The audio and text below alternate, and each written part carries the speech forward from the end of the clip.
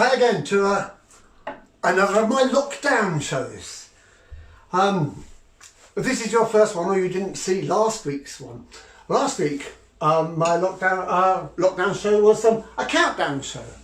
I basically got all my fans to vote on their favourite Otway songs and the ones they would like to hear, and I played the top 6 Otway songs. But what I thought I'd do this week was do something quite interesting. I thought we'd pick out the pointless songs, you know, the ones none of them wanted at all. And funnily enough, there was quite a lot of those, so they're quite a big choice. And when I was looking through the songs that were pointless, a lot of them were pointless for different reasons. And the first one I'm going to do was pointless for this reason. It's not relevant anymore. But there was a time when it was relevant, and it was very, very important. Back in 2002, for my 50th birthday, we were having a big campaign to have a big top 10 hit record. And it turns out there were other people who wanted top 10 records as well. So they actually had competition. And it turns out that some of the competition was a stiff competition. Really? Because it turns out that Elvis was actually putting a song out, and I was up against Elvis. So I wrote this song about, you know, the fight I would have with Elvis to get into the British UK charts, and it's called Bunsen Burner versus Burning Love.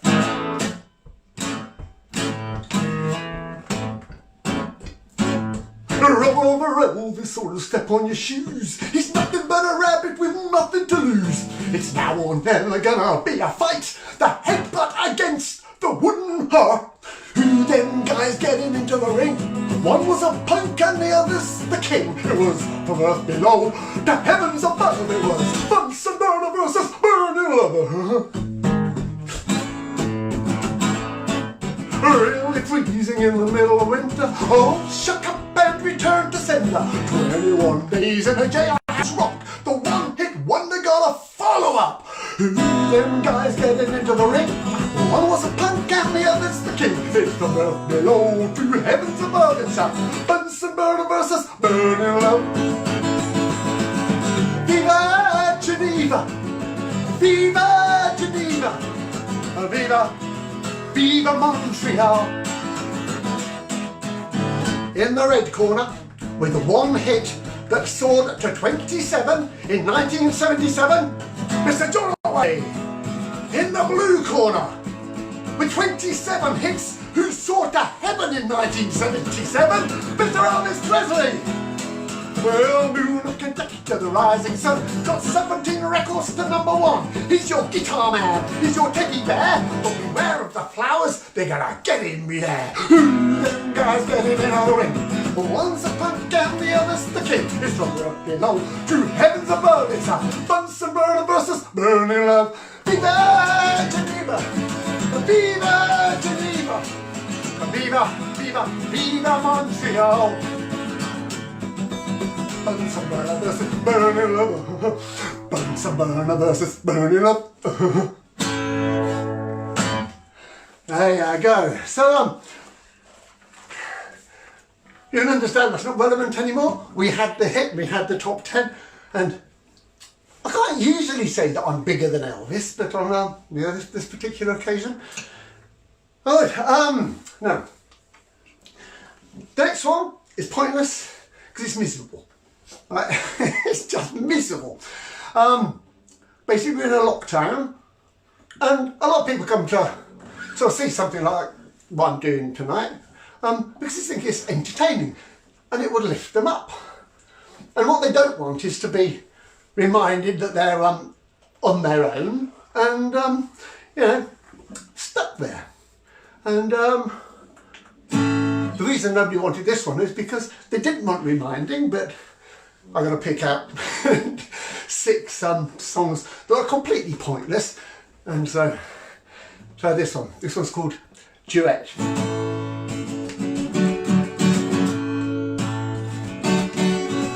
I can live solo, my life don't need to be a duet.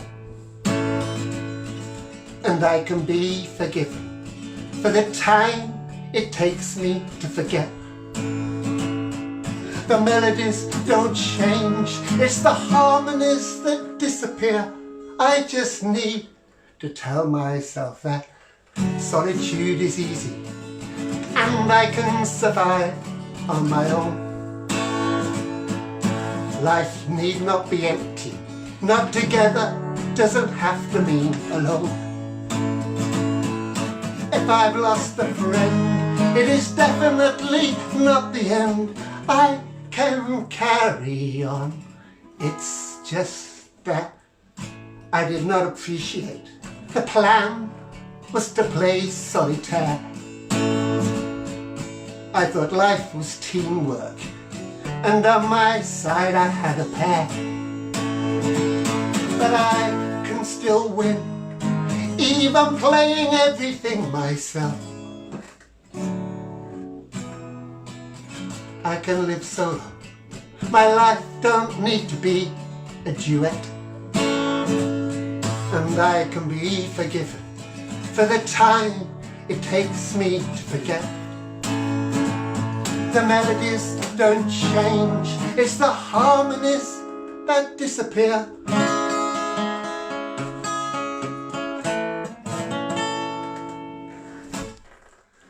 There you go. That's... How do you cheer yourself up after that? I'll try with this one. This next song's pointless. And this came back when I was doing the Premature Adulation record. I remember thinking at the time, some people aren't going to give it good reviews. I mean, you know, it is going to be sort of like criticised quite heavily. One thing I thought was, well, why not just be my own critic and, you know, criticise it more than anybody else was going to criticise my record. So I wrote this. And the reason it's pointless, I think, is because if somebody's listening to an artist they don't like, I mean, or they do like, they don't really want to be told how rubbish the song is that they're listening to by the artist.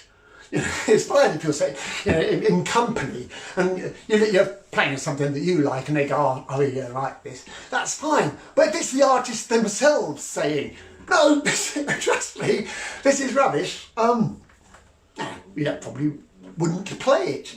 And if it came to vote for your favourite songs, it's not likely to be in there, is it? So there you go. This is the saddest sound since the blues.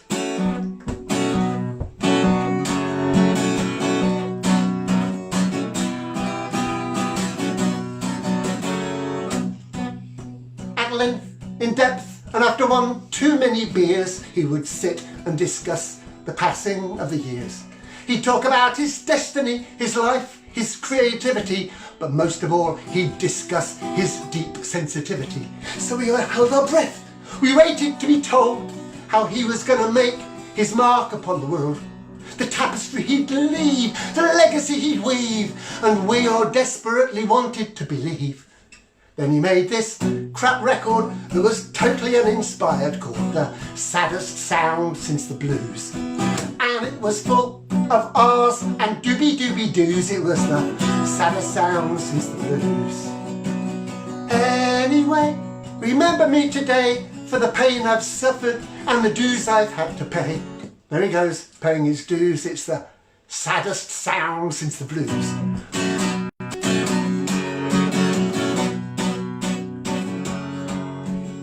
He got this studio and got Richard on guitar, somewhere down in Harlow that I think they call the Square. He had Adams on the drums, and when he hadn't got a clue, he got Sarah Ross on harmony to do that doobie-doobie-doo.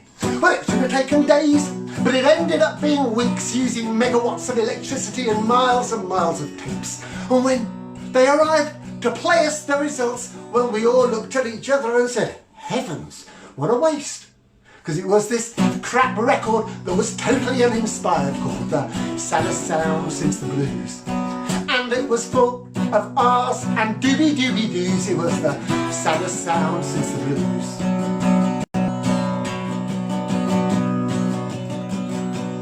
I have have no regret, 'cause I have paid my debt.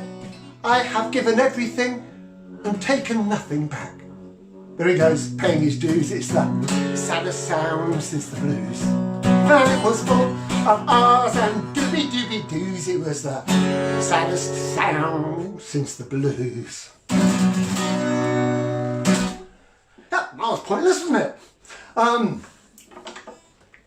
Right, here you go.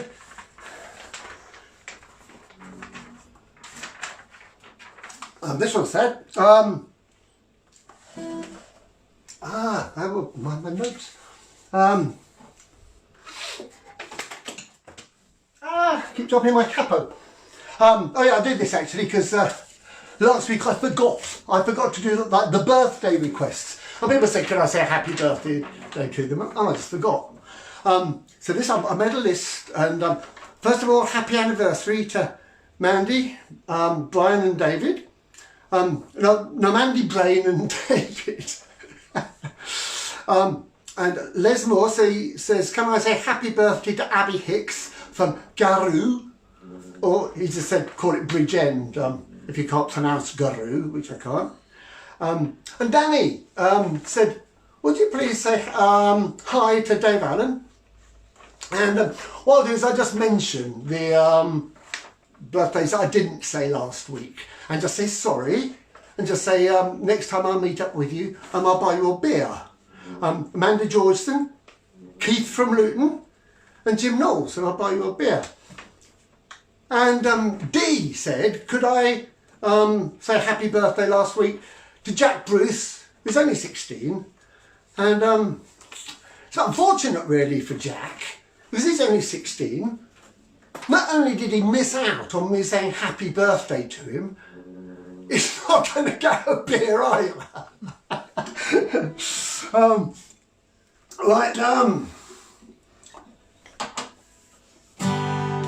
This one didn't get any votes, and I think the reason that this was pointless was because, you know, there's certain songs, and most people have them, that they remember, you know, from their past, and when you hear them, they bring back memories. And you can just imagine what it was like being there just by hearing the song.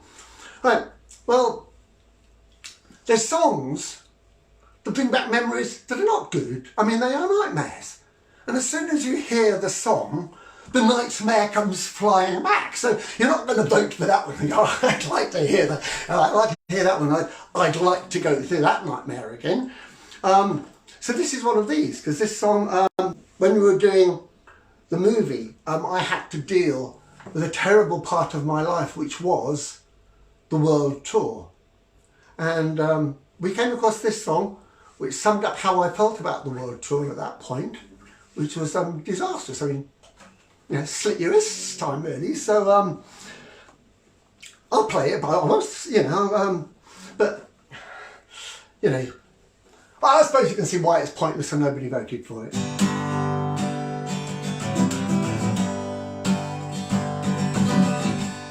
I can still remember her saying everything isn't so blue. It's just the way we worry when we've nothing better to do. I could have followed my instincts. I could have noticed that the colours had run. I could have kept my eye on that cloud in the sky before it came between us and the sun.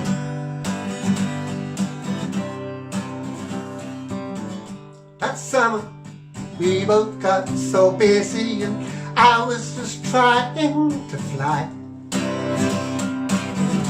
I guess I got too dizzy from climbing too quickly, too high.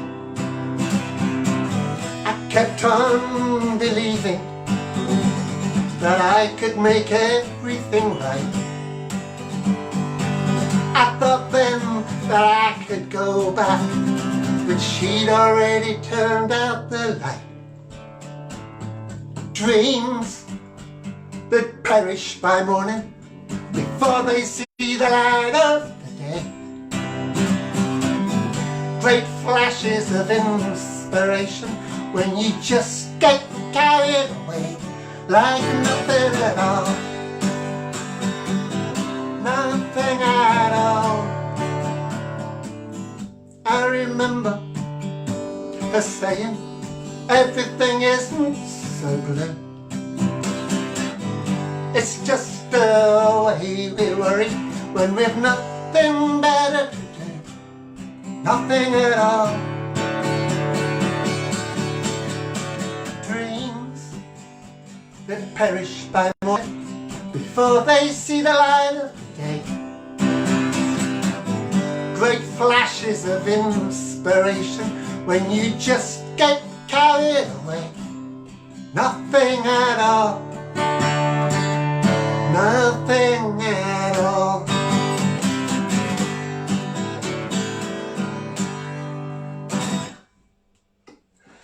Oh, there you go. It's great because doing this show, I really love it, because at the end of each song you can just go, you know, that was a bit pointless, wasn't it? And it makes sense.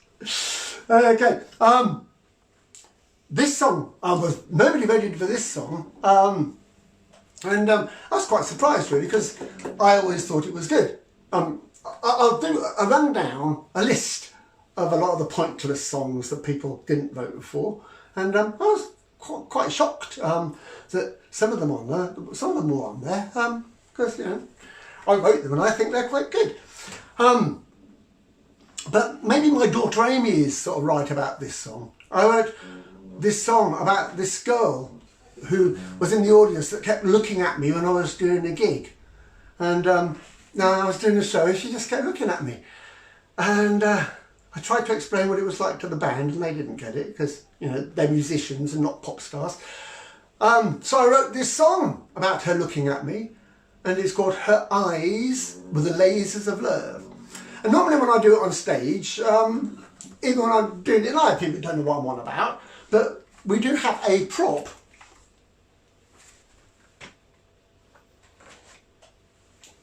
that does help, I think. Because you can see what it was like. You can imagine me on stage, I'm dealing with that, can't you? But anyway, this is pointless.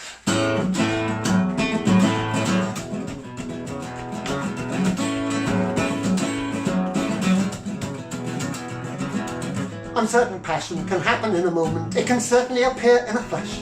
It only takes momentary weakness to start an adrenaline rush. I felt nuclear fission in my peripheral vision, and I really should have turned away. But then she looked towards my face and how about you selling her what came over me? Because all the information my brain was computing was coming to me at the speed of light.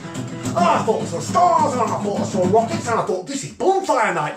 There was no reflection, just a straight connection. What the hell was I thinking of? And I thought, good grief, heavens above, those eyes are the lasers of love.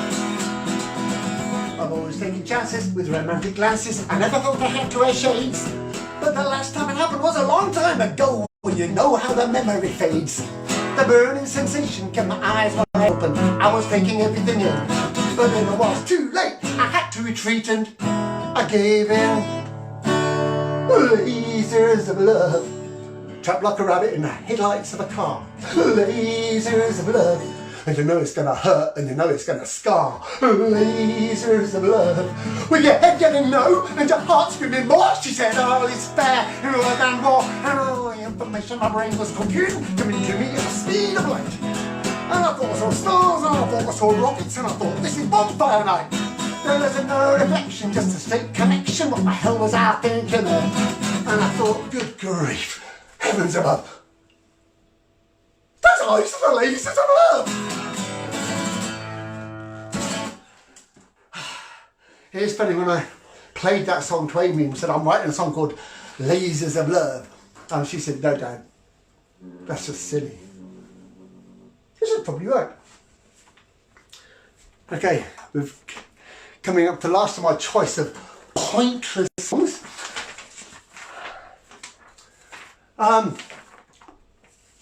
Next week, what I'm going to do, we're going to do a show that's just a little bit better. Not a lot better, but just a little bit better than today's show. What we're going to do is we're going to play songs that only one person voted for. And now somebody emailed me and said, why don't you do that? Song that only one person voted for, then at least 6 people watching the show would be happy.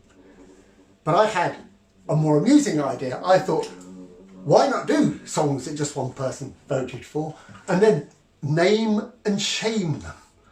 So this person was the only one that voted for this song.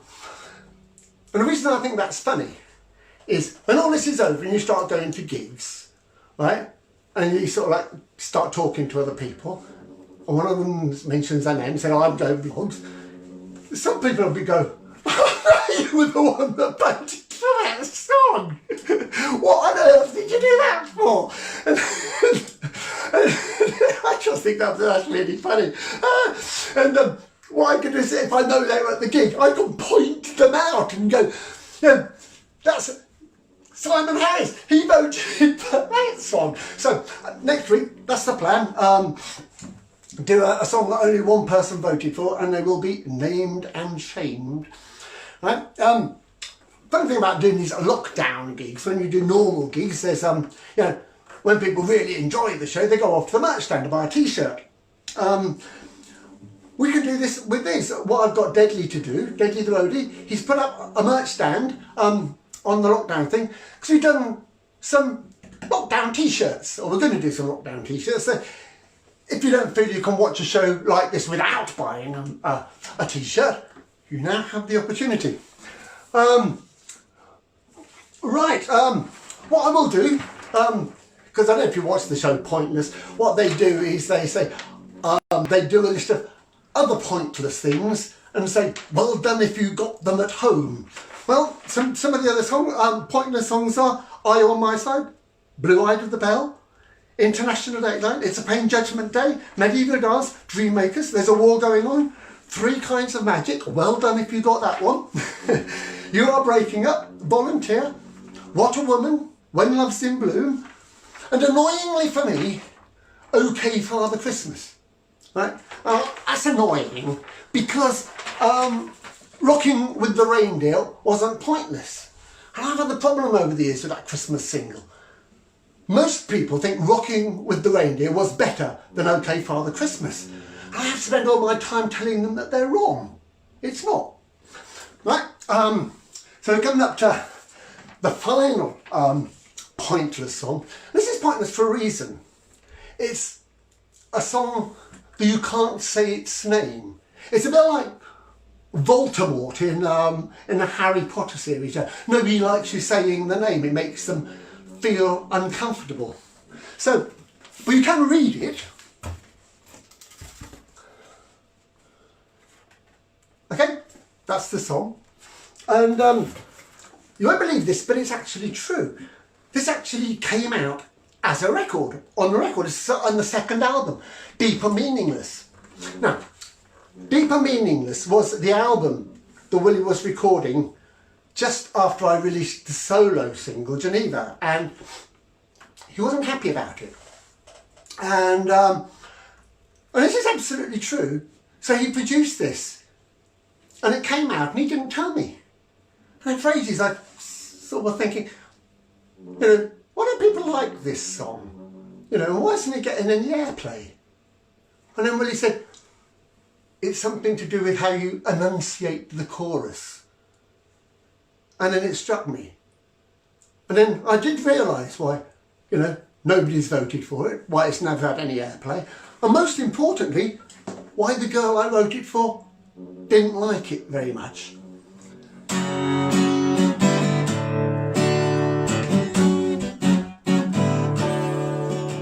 The eyes of a girl hasn't seen the world. She's a lonely child and an only child. They often say looks old for her age. And it's in her blood and it's with her every step of the way. And I wouldn't wish it on you. Its colour is the bluest blue. It'd do the same to you. I've seen it all before. It's a pain that comes and goes. Every time you see the crowds and you're home again, alone again, the moment you see stars. The eyes of my friend were angry when she found that it was the only thing that ever made her cry in her blood. With her all the while, and I wouldn't wish it on you. Its colour is the bluest blue, it'd do the same to you. I wouldn't wish it on you.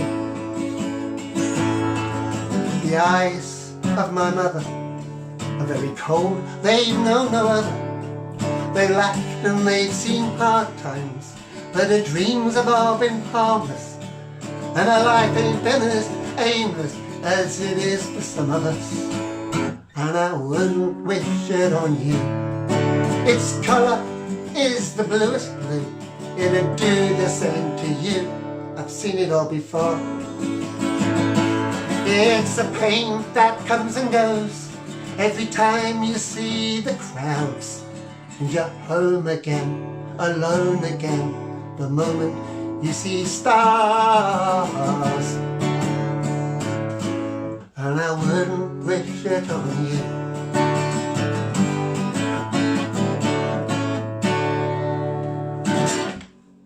Thank you. You would have thought Willie could have just told me and I could have just, changed the chords a little bit, wouldn't you?